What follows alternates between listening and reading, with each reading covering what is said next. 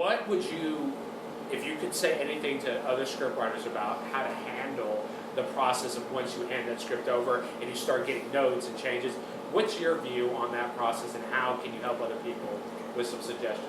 Well, it's sort of an unfair question to a degree because in every one that I've written that someone else has directed, I've kind of been the producer on that. Gotcha. But what I've at least tried to do, and probably to degrees of, is I've tried to be responsive to what the director wants, even in the rewriting stuff. And you have to realize that you're the writer, and obviously the story begins with you.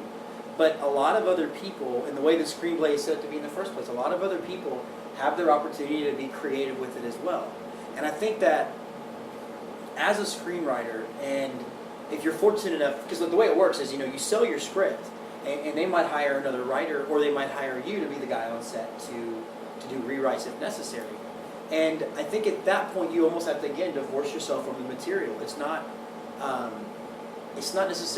always art. And if a director and a producer come to you as the writer and say, we feel like this is the best path to go for that story, you have to learn how to, I think, voice your disagreement if you have that and try to have a better plan involved. But I mean, at the end of the day, this doesn't work if you're not able to give them what they want for that script. Fortunately, I've never had to be, and to hear the Hollywood horror story of the guy that wrote his romantic love story and somehow ended up into a space opera with zombies. And I've never had that happen to me. Although I might now make a movie about a space opera with zombies in it. But, Sounds intriguing. yeah. But I can imagine that it can be painful. But I think at some point ego has to leave the conversation and realize that that you're a writer, but you didn't write the Bible. You know what I mean? Like you didn't write the Ten Commandments on some stone tablets, and so all the words can be changed, all the things can be reworked.